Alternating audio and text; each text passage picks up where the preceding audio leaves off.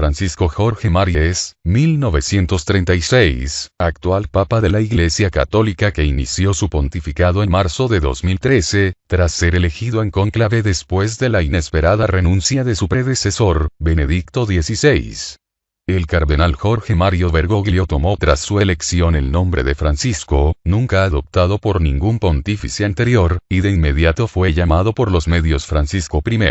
El Vaticano hubo de aclarar que su nombre oficial es Francisco, sin el ordinal. En la figura del Papa Francisco han confluido dos hechos sin precedentes en la historia de la Iglesia Católica. Su pertenencia a la Compañía de Jesús, nunca un jesuita había sido elevado al solio de Pedro, y su origen hispanoamericano, después de 21 siglos de pontífices originarios de Europa o de Oriente Próximo. El Papa Francisco, nacido en el seno de una modesta familia de emigrantes italianos, fueron sus padres Mario Bergoglio, empleado de los ferrocarriles, y Regina, ama de casa. Tras graduarse como técnico químico, a los 21 años sintió la llamada de la vocación religiosa e ingresó en el Seminario Jesuita de Villa Devoto, ciudad de Buenos Aires, del cual egresaría sacerdote el 13 de diciembre de 1969.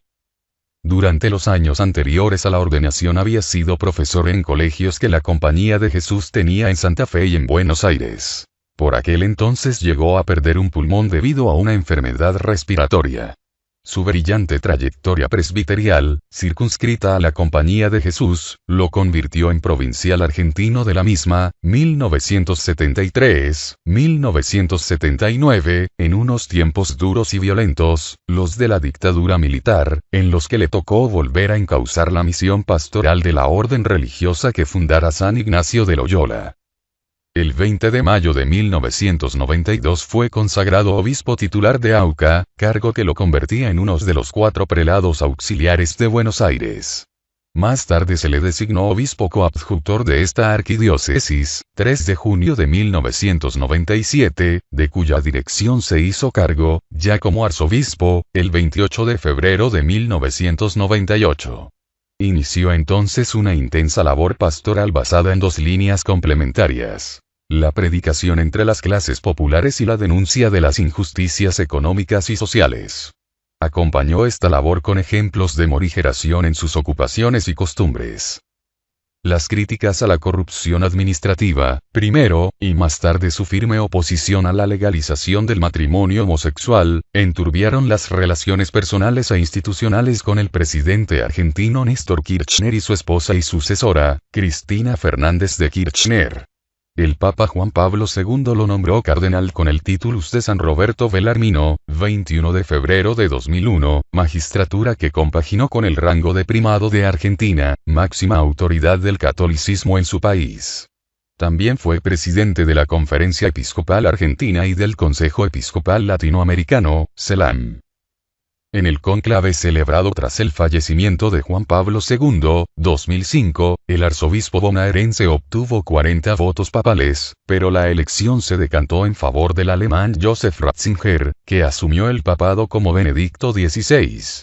Al parecer, durante las 2 primeras votaciones, Bergoglio llegó a pedir casi con lágrimas en los ojos al resto de sus hermanos cardenales que dejaran de votarle, pues no se veía con fuerzas para asumir el destino de sumo pontífice. La elección y el pontificado. 8 años después, la renuncia de Benedicto XVI, 28 de febrero de 2013, fue el evento que posibilitó la ascensión del cardenal argentino al solio de Pedro, para el cual fue elegido el 13 de marzo del mismo año. Jorge Mario Bergoglio se convertía en el primer pontífice latinoamericano y en el primer santo padre jesuita de la historia de la Iglesia, así como en el primero de sus papas que adoptaba el nombre de Francisco, en honor a San Francisco de Asís. La elección de ese nombre cuadra con el carácter del nuevo pontífice, cuya modestia y humildad ya eran patentes en su etapa como arzobispo y cardenal, en la que renunció a su coche oficial y a su residencia palaciega para vivir en un pequeño apartamento donde él mismo preparaba sus comidas. Francisco saluda a los fieles tras su elección. El 19 de marzo, en la homilía de la misa de inauguración del pontificado, el Papa Francisco aseguró que era obligación de los sucesores de Pedro poner sus ojos en el servicio humilde y abrir los brazos para custodiar a todo el pueblo de Dios y acoger con ternura y afecto a toda la humanidad, especialmente los más pobres, los más débiles, los más pequeños, palabras que abrieron expectativas de renovación en la acción de la Iglesia. No se esperaba sin embargo que tal renovación alcanzase las cuestiones doctrinales, respecto a las que el nuevo Papa se había mostrado siempre conservador. Obviamente, un año es poco tiempo dentro de un pontificado, y un periodo del todo insuficiente para visualizar cambios en una institución milenaria. Pese a ello puede decirse que, hacia marzo de 2014, se habían enviado numerosas señales que apuntaban hacia una intención renovadora. El estilo humilde y próximo del nuevo pontífice se convirtió en norma. Francisco renunció a vivir en el palacio episcopal y prefirió en su lugar la Casa Santa Marta en el Vaticano. Y, en sus numerosas declaraciones, el Papa Francisco no solo reafirmó su compromiso con los pobres, la paz y la justicia social, sino que mostró un inédito grado de tolerancia hacia la homosexualidad y abrió la puerta a la revisión del celibato eclesiástico. Resultados más profundos son los que cabe esperar de la relativamente silenciosa reforma eclesiástica emprendida por el Papa Francisco. La destitución del cardenal Tarcisio Bertone como secretario de Estado del Vaticano y el nombramiento para tal cargo del arzobispo Pietro Parolin fue el paso siguiente a la creación de un consejo de cardenales al que encomendó diversos proyectos de reforma de la curia. En tanto que organismo independiente formado por miembros de su confianza, podrían surgir del mismo propuestas realmente renovadoras.